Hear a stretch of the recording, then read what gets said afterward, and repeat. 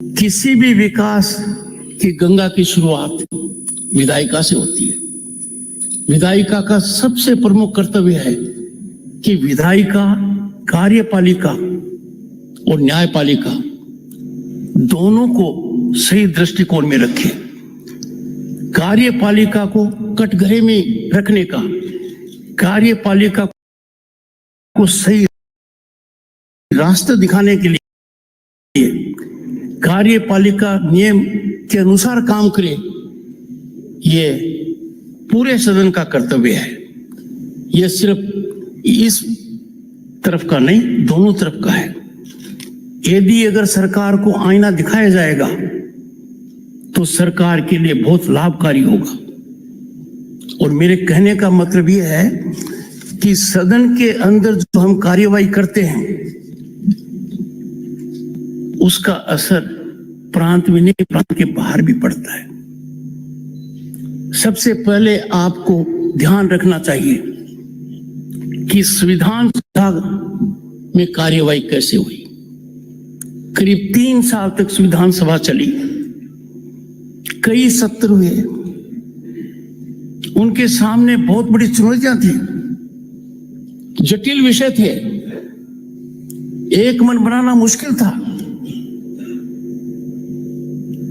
उन लोगों ने विवेकपूर्ण तरीके से जो काम किया वो आपका आदर्श होना चाहिए।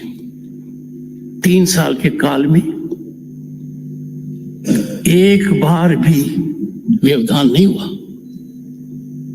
एक बार भी कोई प्ले कार्ड नहीं दिखा, एक बार भी कोई वेल में नहीं आया।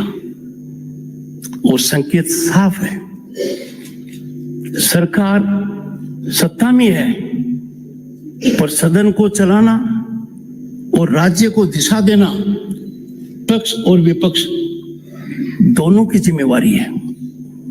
पक्ष सुझाव दे सकता है, कार्यान्वित कर सकता है, पर प्रतिपक्ष जो सुझाव दे उन पर ज्यादा गहराई से चिंतन किया जाए, यह मेरा मानना है।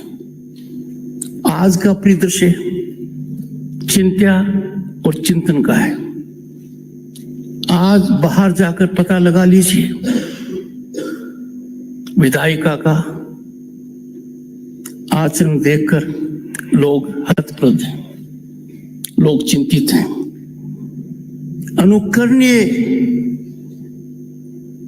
आदर्शवादी आचरण जिनका होना चाहिए, उनका आचरण जनता की नजर में कई बार ठीक विपरीत है। प्रभावी बात तभी कही जा सकती है, प्रभावी बात इतिहास में तभी अंकित हो सकती है जब वो सदन के पटल पर कही जाए और इतिहास में जड़ी जाती है। व्यवधान करने की लाइफ, शेल्फ लाइफ अखबार की कल की सुर्खियां हो सकती हैं, 1 सप्ताह तक असर डाल सकती हैं, उनका प्रभाव ज्यादा दिन तक नहीं रहता है। पर आप बहुत बड़ा सुअवसर खो देते हो जब सदन चलता नहीं है। सदन न चलने में सबसे ज्यादा प्रसन्नता किसी को यदि होती है तो सरकार को होती है। आप सरकार से प्रश्न नहीं पूछ सकते, सरकार को कटघरे में नहीं रख सकते, और नुकसान भी सरकार का ही होता है क्योंकि सरकार आपकी योग्यता का फायदा नहीं ले पाती है।